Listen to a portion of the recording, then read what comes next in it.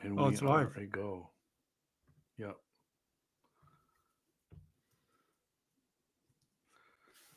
All right, let's go. Yep. Hi, everyone, and welcome to the live China EVs and More podcast. We will open the room up at around the 40-minute mark to anyone who's keen to ask us any questions. So feel free to post them into X or YouTube. In the next hour or so, my co host Lei Xing and I will go over the week's most important and interesting news coming out of the global EV, AV, and mobility sectors. What Lei and I discussed this morning is based on our opinions and should not be taken as investment advice. For those that are new to the show, welcome. And to our loyal listeners, welcome back. We ask that you smash those subscribe and like buttons so that you don't miss anything from us in the future. Also, I'm confident that Lei and I are two of the best in the world doing this. So help us get the word out about this show to others. My name is Tu Lee. I'm the managing director at Sinoauto Insights, a global management consultancy that helps organizations bring innovative and tech focused products and services to the transportation and mobility sectors. I write a free weekly newsletter that we pull many of our discussion topics from. You can sign up for it at sinoautoinsights.substack.com, which of course I encourage you all to do. A day after Halloween, Lei. Happy Halloween, sir. Can you please introduce yourself? Back to the stateside, Lei. Yeah. And good morning. Good morning from my side. This is your co-host Lei Xing, former chief editor of China Auto Review, and this is episode number 186. And we start off with the scary number. I'm staying on Halloween themes here because here we just had a Halloween yesterday. BYD, 500,000 NEVs sold in October. What's your initial reaction? I mean, when you look at that number, I let me tell you mine. Even for you and I, for as long as we've watched this industry and the market, I still can't wrap my head around 500,000 units in a single damn month. I mean, Well, this number just came out. So, the 1 million units in a quarter just happened in Q3. And so I was on CNBC 2 nights ago talking about how that was amazing, but that we would expect well far, well larger than 1 million units for Q4. So now they only need 250,000 units for November and December to hit that 1 million units. And I'm thinking they're going to be able to do it maybe in November. What do you think? And remember that October was only 3 weeks. yeah, so I thought they're gonna get to the 10 million units in December, but looks like they're gonna get it done in November. And right, it's they're on track at the 500,000. That's 6 million units a year. uh, And we should always marvel at not only the velocity at which they launch new products, update current technologies, but also the fact that they're able to, on the operation side, not only build the vehicles, but build the batteries, build the chips. So it's not just I'm going to order from a bunch of suppliers and then put everything together and then ship it to customers. They're responsible, as most of our viewers know, for building their own batteries and fabbing their own silicon or a lot of their own silicon. So the fact that they're so operationally efficient and able to continue to push records every month, every quarter, every year, to where I think 5 years ago they were barely at 1 million units. Now they're going to track to 6 million y- units, likely in 2025. So yeah, some historical perspective. BYD was stuck on about 500,000 units annually for as long as I could remember before the pandemic. Half a Yep, million units, half a mostly million. ICE. Half a They million did that. units. They did that in 1 month now. Yeah, 500,000 units annually, mostly ICE EVs. And now they've done 500,000 one single month, completely NEVs. And from September to October, it was nearly 100,000 unit jump. And the I'm just looking at the chart I'm putting together for the October. So SGM, Wuling, and Geely Auto, they both did over 100,000 NEVs in October. And BYD did the same number, but that's the difference from September to October. It just, I mean, but it's hard to fathom. I still, especially how they jump from So 400, to 500,000 in 1 month. so And to peel the layers of the onion back, they're at 1.3 million last quarter, or 1.13, something like that. 1.13 Um, million last quarter. yeah, Yep. and so they on the BEV side they were lower than Tesla in Q3 by about 40,000 units, 30,000 units. So it's only a matter of time before, unless Tesla in the next 3, 4, 5 months launches a new product or a majorly refreshed product that would bring new customers that wouldn't normally look at Tesla into the fold. It's only a matter of time. I think in 2025 BYD will surpass Tesla as the number one BEV maker in the world. And we can And kind of argue because Tesla's kind of indicated that they can achieve a minor growth this year, which means 500,000 BEVs globally.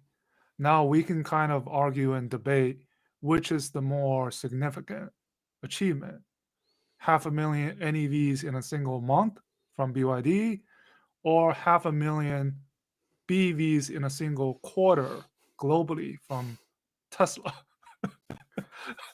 uh, I think you can have it's hard, both. right? I think you can walk and chew gum at the same time. But the crown for number one selling vehicle, remember last year it was number one selling electric vehicle. It's still the This year Model it's Y. going to be the number one selling vehicle, the Tesla Model Y. So Tesla is still breaking records, and both very, very impressive. Although it just seems like BYD is accelerating its momentum, and Tesla is kind of currently at a level pace. And that's what's amazing to me, because you just said starting in 2019 or until 2019 or 2020, however you And want to look at it, BYD was struggling to get to 5, 6, 700,000 units. I just looked at some new latest numbers, putting more perspective into this 500,000 units and the 1.13 million quarter. Out of those 1.13 million, the three models I'm looking at is the Seagull, the Chin L, the Song Plus. The three models are all below $20,000. Yep. They accounted for 35% of those 1.13 million units. And they have, And when you separate the DMI versus the BEV, they probably have over 2,000 models for sale, at least. well, I mean, those models launch at the end of Q2, including the Chin L. Their volumes have ballooned in Q3. And in Q3, I think they just launched like at least a dozen new or Variants. additional variants.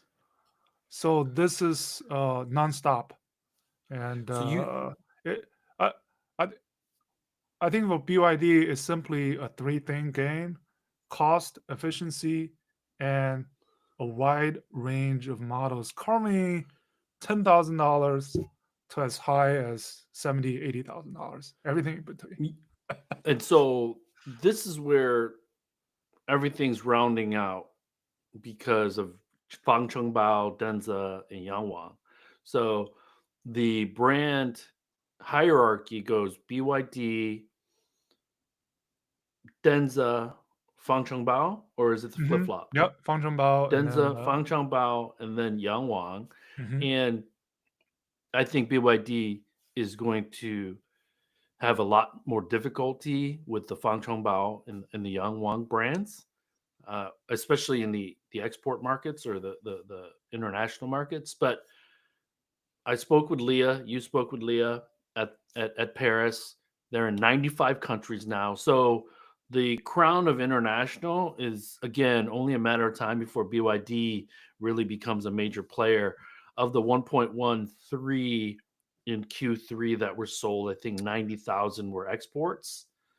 So still pretty small base, less than 10%. But I think that not only is the size of the pie growing, but the percentage of exports will continue to climb above 10%, especially now that the tariffs in Europe have been launched.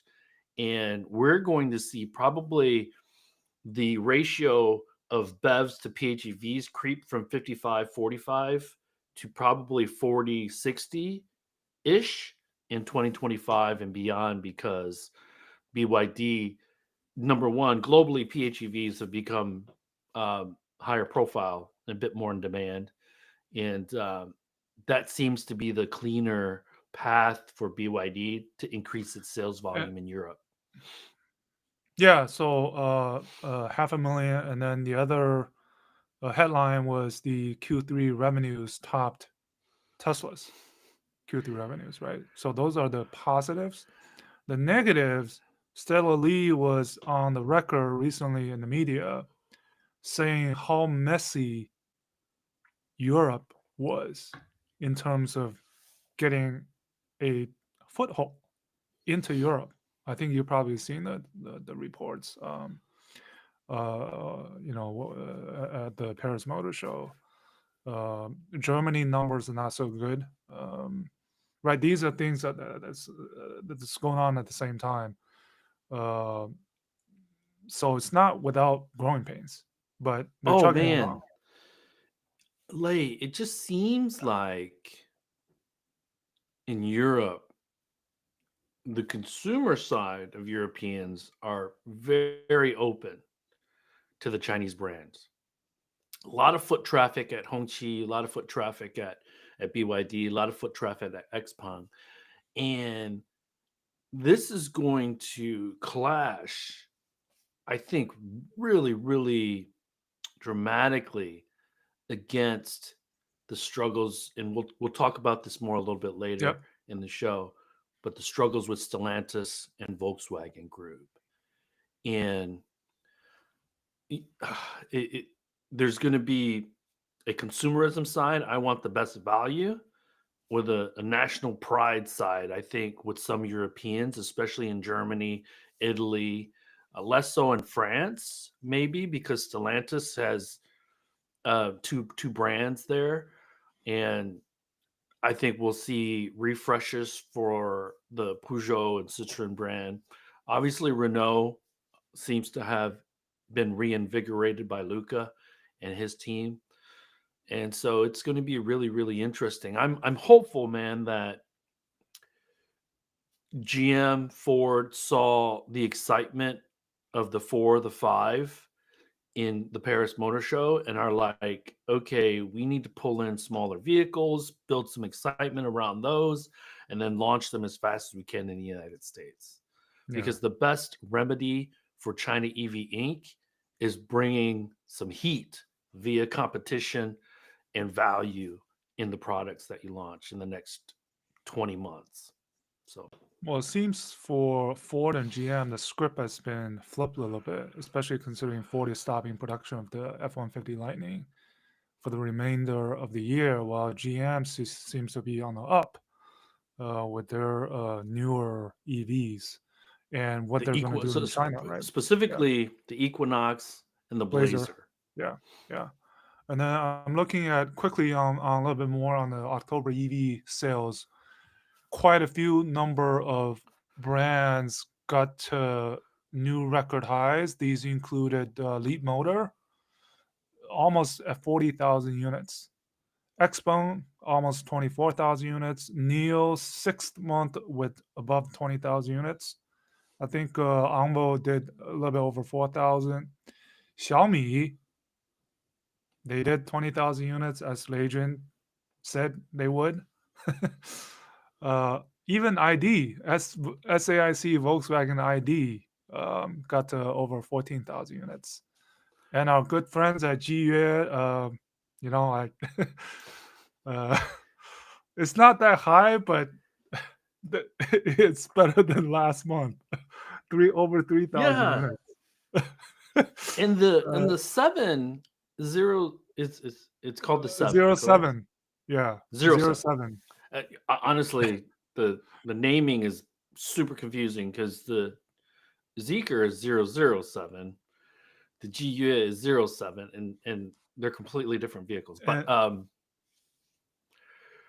the Jiyue seems to have gotten some pretty good reviews. So yeah, I mean that's what almost at the expense of Zhou Xia constantly doing live streamings to market.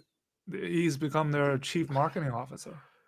For sure. This guy's on live stream all the time. So one of the major things was the live stream 24-hour 15,000 kilometers, was it? Something like that. I don't know how many that was, but I mean that stream though, what showed was that they did over 2,000 kilometers in ADAS mode. Mm-hmm. I mean, which is every which Baidu's, way you can market it, right? Which is Baidu's system, and it's vision only. Yeah. And then Li Auto, I think Li Auto worth mentioning a little bit is they've been resilient. They're now doing consistently 50,000 a month with no new products and with Mega not really playing a role. So it's really the 6, 7, any 8, role. 9. Any role. Yeah. They're not really playing any role. And that shows you how, and they've continually beaten Huawei, their set of eRev products. eRevs. And the earnings yesterday, I think they had something that they mentioned was in the 200,000 RMB above NEV market, they're number one at 17.3%. And in the 200,000 RMB and above everything market, they are a top 3, beating some of the German premium brands. That's in Q3. And in Q3, I think worth mentioning is a major milestone in the China NEV market is more NEVs were registered than ICEVs in the passenger vehicle market. Pretty big. Pretty big. Yeah. So now it's flip-flopped. Yeah. And one other statistic that I think is really important is that in Q3, 1 of every 3 NEVs sold in China was effectively either a BYD, a Denza, Fangchongbao, or a Yangwang. 1 of every 3. So, yeah, roughly. I mean, they're going to do over, based on the current, 2 more months, they could do 1 million units in the remaining 2 months, and they'll get to 4.2 million units. A third. Okay, let me ask you this question, Lei. Do you think they'll get to 1.5 in December? 1.5, you mean in Q3? Million. Not in a single month, no. You don't think they'll get to 1.5 in December? Not in a single month. Okay. If you're talking about Q4 1.5 million, that's very possible, I think. Well, I think they'll get closer to 2 million than 1.5 in Q4 Well, because I feel that Tesla is going to really dial up the incentives to finish out 2024 in a big way. And including, and I'm hopeful that they do that in the United States too, potentially. well, the 0% APR thing is going on in both markets. And Yep. likely Tesla will extend that into the end of the year. Right now, it expires at the end of this month. And we haven't And even begun to talk yeah, about, depending on who the next president is, yeah, what Tesla's well, moves are going to be in China. well, I actually don't think the outcome of the presidential election will affect Tesla that much in China. I think it's still dependent on the type of incentives they have in place and the type of new models coming out, either the refreshed Model Y or the cheaper Model Y. We're not even going to call it Model 2, right? It looks like it's going to be a cheaper version, smaller Yeah. version of the Model Y. Uh, Whenever any analyst describes a version being cheaper, that just means decontented. So yeah, so we're not probably looking at it physically from an industrial design interior standpoint because it's pretty bare bones already, but we're probably looking at lower range, we're probably looking at less digital features, which is, if you think about it, Lay, in the China market is a non-starter. Companies are packing more features into lower price. And so that is a delicate dance that Tesla's going to have to really think hard about. How can they make it less expensive while also maintaining the high feature set in order to compete against Onvo, against Mona, against all these other brands, Zeekr. And so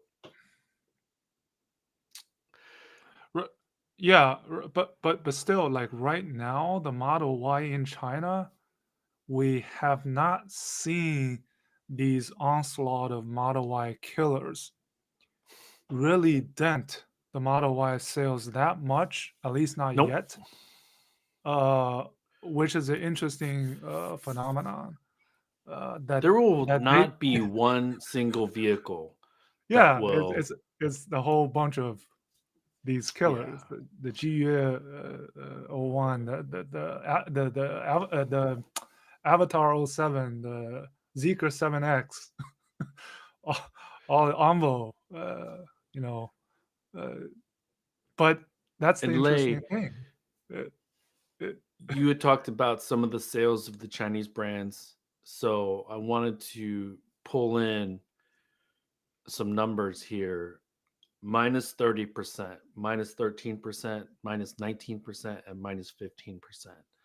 That is year over year sales decline for Q3 for BMW minus 30, Mercedes minus 13, Porsche minus 19, and Volkswagen Group minus 15. Okay. And so I, I feel like I say this every month. They still haven't found a bottom.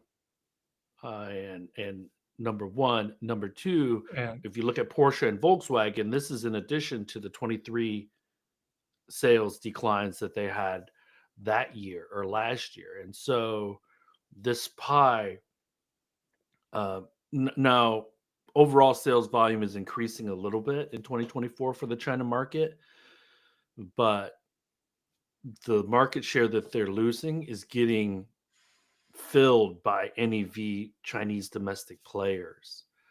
And this has forced Volkswagen Group to talk about, just a month ago, they were like, we're going to close one facility. Now they're looking at 3 facilities. Now they're looking at reducing salaries by 10%, freezing them for 2 years. One thing that is really, really glaring, and I'm not a part of the negotiations, obviously, is the fact that no executives or there are no management proposals that say we're gonna reduce our salary to $1 million. No one said that. And so that's where it's like, Well, okay, I feel like I'm so important that you need to pay me 50 million for flushing this company down the toilet. So but that is only a gesture, a goodwill gesture. I mean, in their second man, round it's of it's bargain, symbolic, yeah, man. it's symbolic. But in the second round of their bargaining, I mean, Volkswagen put out a statement saying, "Really, our employees, we need you to do our part, and get 10% less pay, please. Otherwise, we cannot, you know, uh,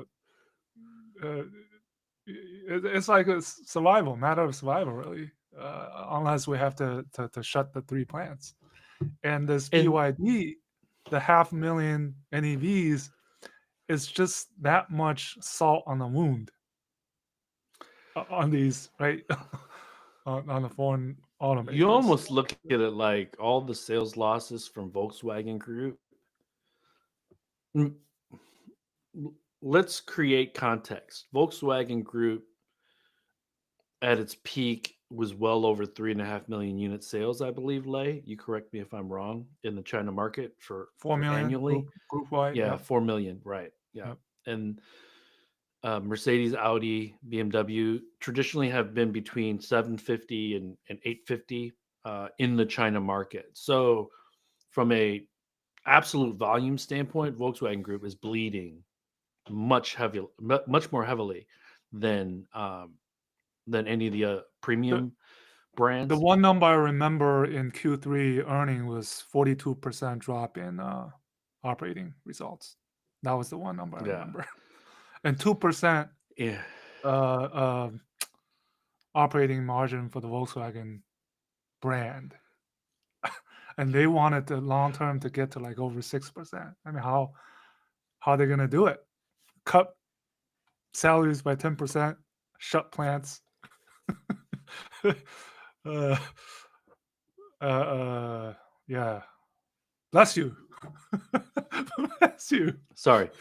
Um, hey, in so let me finish my thought. So Volkswagen Group's losses, they're being picked up by BYD effectively, uh, because collectively all the other EV makers in China, they still don't add up to the 500,000 units that you're talking about from BYD, or 1 million units in 1 month kind of thing. And Uh, mm, Stellantis, another important point to make about Stellantis is that the Grand Cherokee, the Wagoneer, the Grand Wagoneer, the Jeep, they were all consistently increasing in price during COVID. And we got to the point where the Grand Wagoneer was selling for $120,000. And so now their goal, because US consumers have rejected those prices, their goal is to get US inventory levels down to 330,000 units by the end of the year. So Q3, they bled 50,000 units of inventory. Now, I looked yesterday because my brother works at Stellantis. I was looking at a 4xe Grand Cherokee.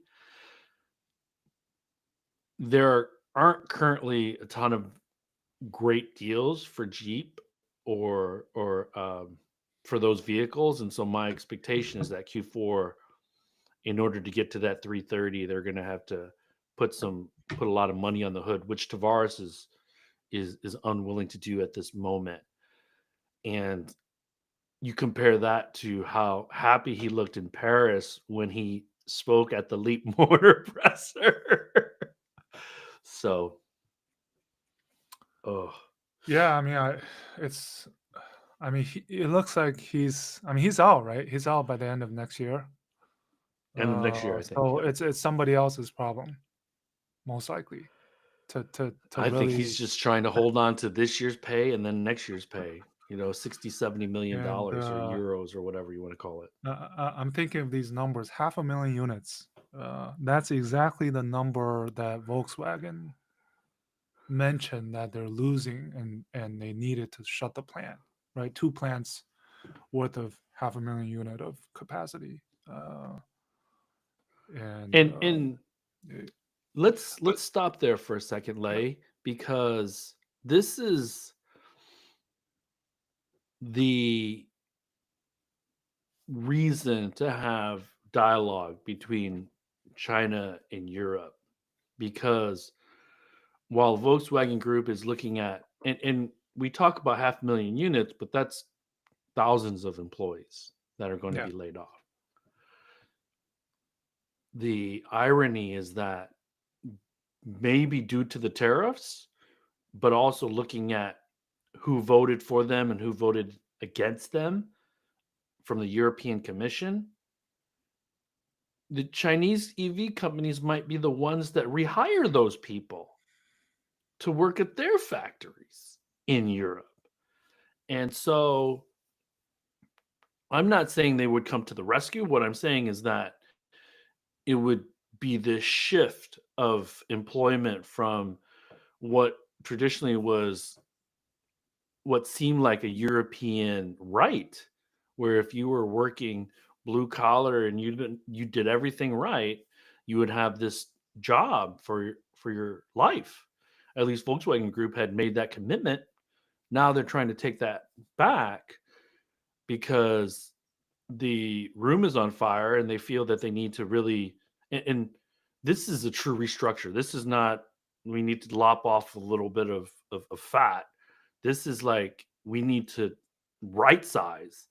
And to your point, 3 factories, because we always have to remember, if a vehicle has 40, 50,000 parts, so there's a few thousand employees at the factory, and then tier 1, tier 2, tier 3 suppliers, we're talking maybe 1 million people losing jobs because a couple of factories are being closed. So and back to China, Ralph Brandstetter, the CEO of Volkswagen Group China, recently has been on the record saying that they are content with losing market share, this so-called value over volume contentness, and they're still betting, I think, on 2026 when those CMP, China main platform, and the collaboration with XPeng on the B segment SUVs, these products come out.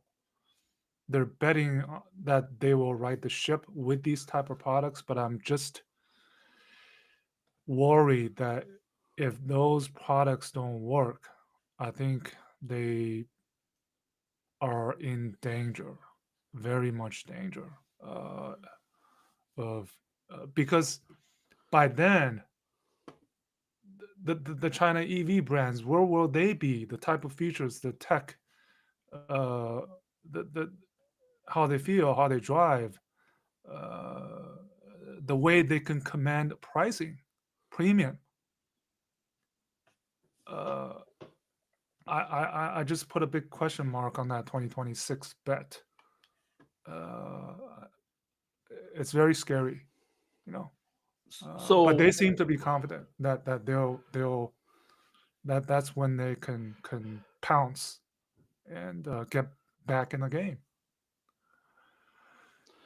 you and I know that 2 years is a long time in China terms, in China time. And so not long ago, I'm saying less than 10 years ago, the foreign brands collectively accounted for more than 60% of total sales in China. Now that I think they're right around 25% or 20%, as the pie has gotten bigger, as the China market has continued to grow. Now, take out the COVID years, and you'll see this trajectory like this. China market in the next 5-7 years could get to over 30 million units, and and so could they still sell 1 million units into the China market, 2 million units into the China market, not at the current trajectory. And I'm not sure I have a ton of confidence in the current team to be able to, again, it's not about skill sets, although for European brands specifically, for German brands specifically, the software development and the digital services is really going to be this bugaboo that they struggle with. But hence, Volkswagen Group is working with XPeng. I I think their better days are behind them. Um, you know, and this is kind of sad because you and I know that Volkswagen has been as long as we've known as little kids, right? Because you and I are just car people, It, regardless of the work that we do, because of your father and because of where I grew up. And to believe that my sons might not see the Volkswagen brand the same way I do is kind of crazy, isn't it? it is a little bit sad concerning the this year Volkswagen's is 40 years in China. I mean, they built the Chinese auto industry. To put it in simple terms, I'm going to give GM some credit on that. GM, too. right? I mean, but Volkswagen was earlier, right? Yeah. How the joint ventures work, the North and South joint ventures. I mean, 50 million vehicles sold in China through those two joint ventures and imports, and right, they've contributed as much as to the auto market, Chinese auto market, as anybody has, if not more than, and it. Right, it's nasty. It's the Darwinian competition, right? Yeah. So, And it's not like we're happy that they're not doing well, right? Nobody's, it's just. I want competition, and they're not which competing. We saw That's at the Paris Motor Show. Very healthy, very we saw that, which is great. But in China, it's just another story.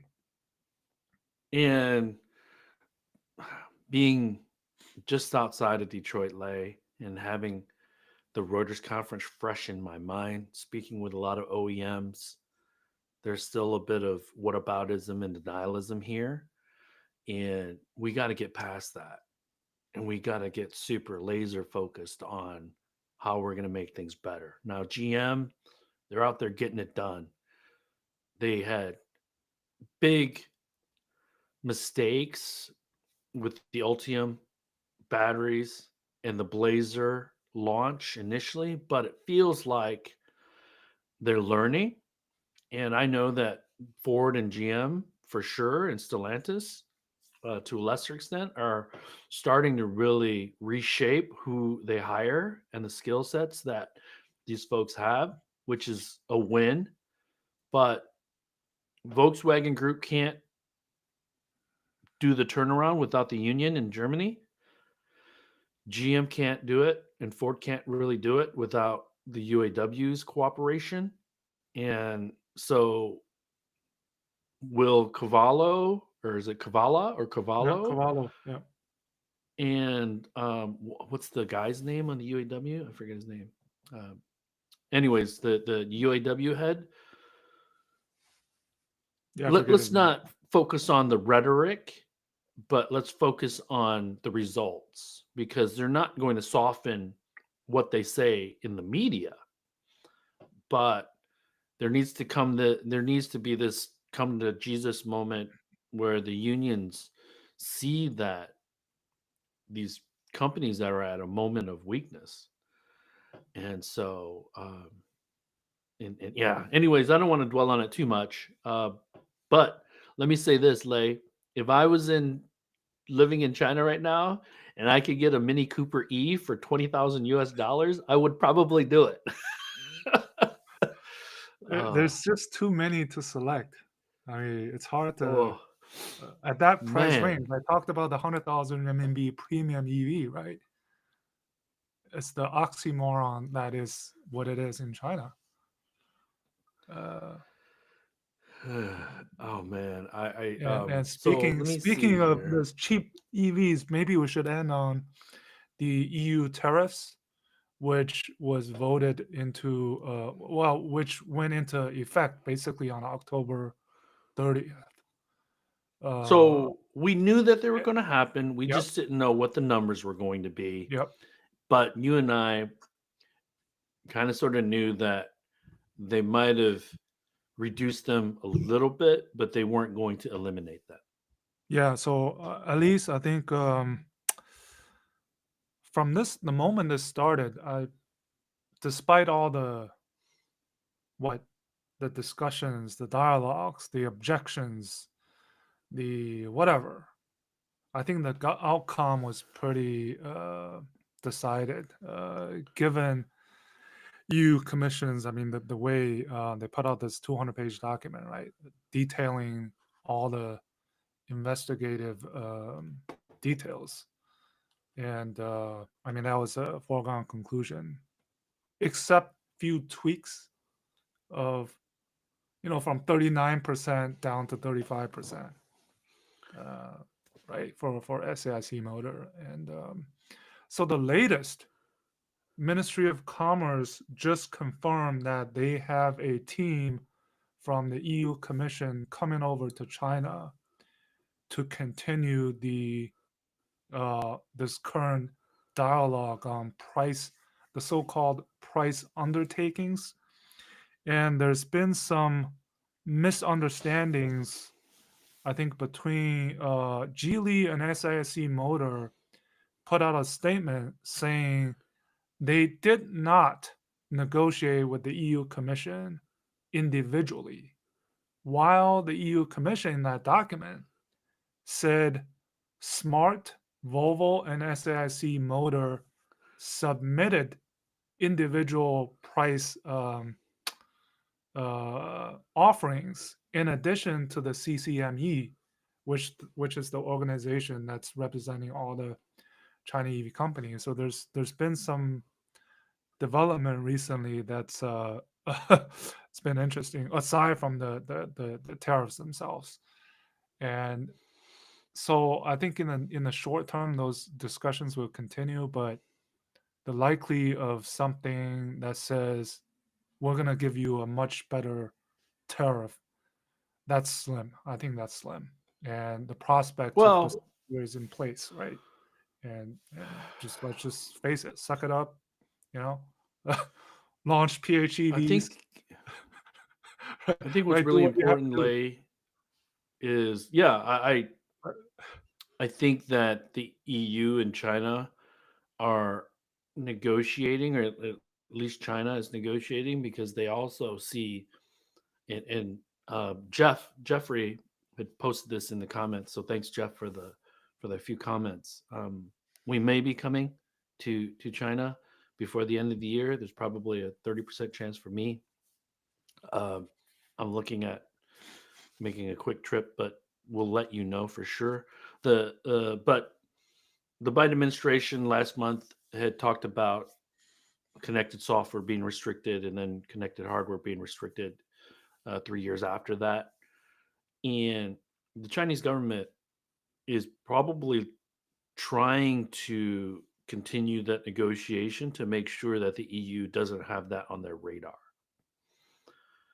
And so they're looking, because that would effectively keep the Chinese companies out of the European market as well. And the EU is negotiating I, because they still want that foreign direct investment into countries. And so that's going to need to be resolved somehow, yeah, because I, that's I still open ended. Okay. I just don't think Europe will do that, concerning the interests of the Europeans, especially the Germans, in China. Uh, and that's uh, never say never, but I think currently it's just the EV tariff in place. That'll be the I point of don't think they want to do it, yeah, but I don't think they can yeah, leave it open the yeah. way they have, And then because uh, whoever the next president is going to be might pressure the EU. And so, because right now it just seems very open ended, there's not really a clear policy from the European Union or the UK government about that stuff. And so, with the United States taking its current stance, that means the EU needs to comment about it, the UK government needs to comment about it, or create a set of yeah, new regs for themselves. and it looks like the EU Commission, I mean, from uh, Dombrovskis, I mean, he's very open on saying that we continue to discuss. We are to see any sort of solutions that can be reached. That's the thing we don't see from the U.S. The willingness to discuss even. So it give Well, things on the table. we're a week from electing the next president, Lay. I just don't think that it would look very tough for either candidate to be like, yeah, we're open to negotiating Yeah, exactly. and having a sit And down with China. So, and then the other issue that was recently in the headlines was China is supposedly directing the China EV companies where to invest or whether to invest at all into the countries that voted in favor. My own personal opinion is I question that, first of all. And second, it's probably a non issue because look at where the investment have been made already. Uh, most of it is not in the countries that voted in favor of the tariffs. Uh, Maybe something about producing, I don't know, Stellantis producing some of the Leap motor, possibly vehicles. in Uh, Italy, right, Italy, that could be an issue, but I don't think that headline on the directive is an issue. Uh, the local production is obviously a way to circumvent the tariffs, right? And that's been right? happening. Um, but I personally don't think this it's much of an issue. Anyways, yeah, Yeah, I think that um, the Eastern European countries are much more favorable in general, just because of the labor rates, and there's already a bit of a automotive supply base down there. And then if you look at, I was talking to somebody at the Paris Motor Show, and Morocco has also really been able to attract foreign direct investment from automotive companies. And so perhaps Northern Africa is an opportunity, whether it's Northern Africa or Turkey.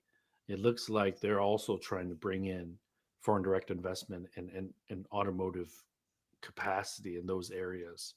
And strategically, it would make sense for the Chinese companies just because it's so close to the Middle East, so close to Africa, still in Europe, um, and you could go back to Asia or whatever. So I'm looking at the newsletter. I don't have anything else like today. So and I looked at all the comments. Not a lot going on with the exception of Jeff's couple of comments. Karma seems to be returning. Favors to BMW stores here in China. Two large groups failed insolvency, lost well, BMW franchise agreements. so BMW just closed down one of their 5S stores Yep. in Beijing, uh, and then right before. Oh wait, maybe I don't know whether we talked about this. I checked out the BMW and Mercedes Ianchi supercharging Well, station. That was interesting, and it was good. I think different variety of EVs being charged there, but I mean, It's yeah. I mean, going back to Li Auto a bit, they're the thing about Li Auto is they're right now making the bet on the X part of the equation, while they're doing pretty good on the chicken, the EREVs, before they launch the BEVs. I think that's an interesting kind of a focusing on building all this infrastructure, which is still quite important to these brands, and hence why BMW and Mercedes did what they did, right? So these employees at these 5S locations, the good ones will likely get picked up by the Chinese EV makers Oh yeah, and like the Neos and things like that, because BMW obviously has robust training programs and it's a premium brand, and so I think a Neo could or they could just kind of slide into a Neo role pretty seamlessly in China. So hey man, happy Halloween, belated Halloween. It's starting to get cold here in Michigan, what and I tell so you, we're in the home stretch, and speaking of Halloween, it's scary to think we're 2 months away saying 2026 is next year.